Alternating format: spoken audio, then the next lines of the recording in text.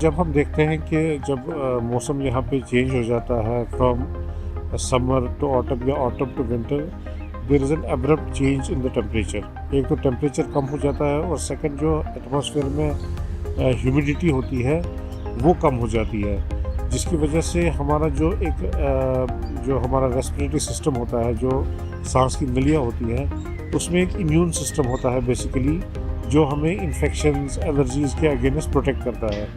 लेकिन जो ही ये ह्यूमिडिटी कम हो जाती है, ड्राइनेस हो जाती है एटमॉस्फेयर में और टेम्परेचर कम होता है, ये हमारा इम्यून सिस्टम जो है ये एक किस्म का पैरालाइज हो जाता है, जिसकी वजह से हम देखते हैं कि जो ही विंटर ऑनसेट हो जाता है तो हमारे incidences of respiratory tract infections काफ़ी बढ़ जाते हैं। इसमें वो भी इंक्लूडेड होते हैं जो ऑलरेडी अस्थमा के मरीज़ होते हैं या सीओपीडी के पेशेंट्स होते हैं, तो उनमें बिकॉज ऑफ दिस इन्फेक्शंस ये उनके सिम्टम्स जो ऑलरेडी होते हैं वो एक्सेसरबेट होते हैं। और सेकंड, जिनको कोई छाती की तकलीफ़ नहीं होती है, स्पेशली हमारे बुज़ुर्ग जो होते हैं या हमारे बच्चे जो होते हैं जिनका इम्यून सिस्टम वैसे ही कमज़ोर होता है, तो उनमें भी ये चांसेस ज़्यादा रहते हैं कि इस मौसम में कि उनको इन्फेक्शन हो जाए, या अगर कोई ऑलरेडी बीमारी में मुबतला हो तो उसका ये अपर रेस्पिरेटरी या लोअर रेस्पिरेटरी ट्रैक्ट इन्वॉल्व हो जाए, तो जिसकी वजह से हम देखते हैं कि इसमें इंसिडेंसेस ऑफ इन्फेक्शंस,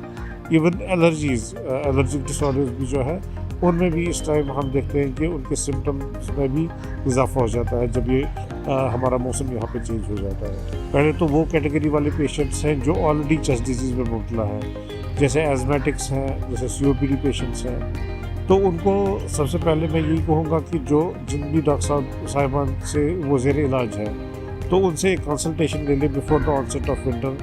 तो उनमें वो उनको एडवाइस करेंगे कि उनका ट्रीटमेंट ऑप्टिमाइज़ करेंगे कि ट्रीटमेंट में कोई तब्दीली तो नहीं लानी है, जिसकी वजह से उनकी ऑलरेडी बीमारी जो है वो कंट्रोल में रहेगी, नंबर 1। नंबर 2, प्रिवेंटिव मेजर्स में जैसे vaccinations play different role in protecting.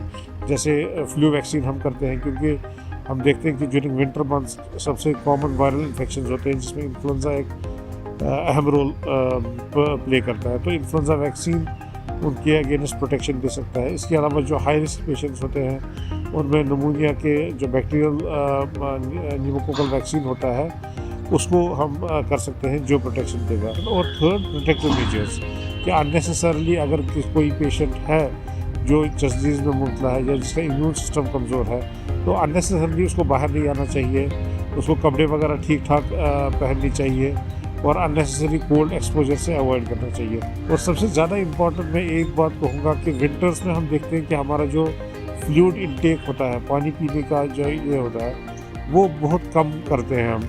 ये हमारे लिए बहुत हार्मफुल होता है। हमें चाहिए कि ड्यूरिंग विंटर मंथ्स हम अपना फ्लूइड इंटेक जो है वो इंक्रीज़ करें, ताकि जो हमारा जो रेस्पिरेटरी ट्रैक्ट का जो इम्यून सिस्टम है वो रिप्लेनिश होगा और उससे हम प्रोटेक्टेड रहेंगे। सीओपीडी अक्सर हम देखते हैं कि above the age of 45-50 years में ही सिम्टम्स पैदा होते हैं। जो एजमेटिक्स होते हैं, एजमेटिक्स तो हर किसी एज ग्रुप को इन्वॉल्व करता है, right from infants to elderly.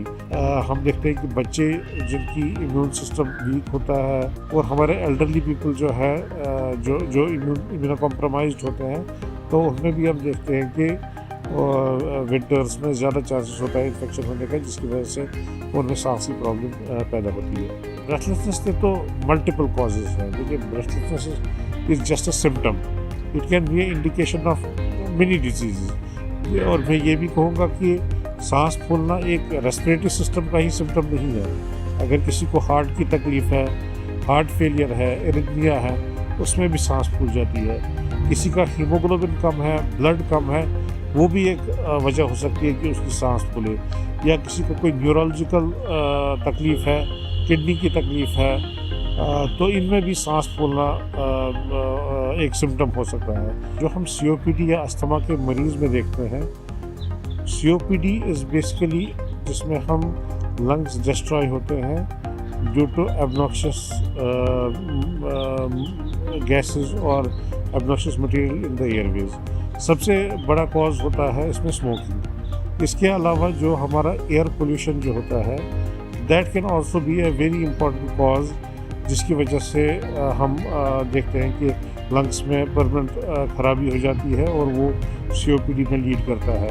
इसमें नॉर्मल एनवायरमेंटल पोल्यूशन जो हम देखते हैं रोड्स पे डस्ट से, बाकी चीज़ से, स्मोक से, या ऑक्यूपेशनल एक्सपोजर, या कोई फैक्ट्रीज़ में काम करता है जहाँ पे कोयला जलता है या बाकी चीज़ें, तो डेफिनेटली जब एयर क्वालिटी हमारी कमज़ोर होगी तो या पार्टिकुलेट मैटर या ऑब्नॉक्शियस केमिकल्स हमारे एटमॉस्फेयर में होंगे, they can also be a cause of development of COPD. जितना कम पोल्यूशन होगा उतने हमारे जो हमारे फेफड़े हैं वो ज़्यादा सही रहेंगे और हमारी जो बीमारी की जो इंसिडेंस है वो बहुत कम होगी। ब्रेथलेसनेस को कंट्रोल करने के लिए पहले हमें ज़रूरत रहती है कि पहले आइडेंटिफाई करें कि कॉज क्या है, बिकॉज जब तक हमारा कॉज नहीं पता चलेगा तब तक हम इसको ट्रीटमेंट नहीं कर सकते। लोगों में अवेयरनेस पैदा करने की बहुत ज़रूरत है regarding the disease, symptoms, signs और early initiation of treatment. Covaxin की अगर हम बात करें तो उसकी एफिकेसी अराउंड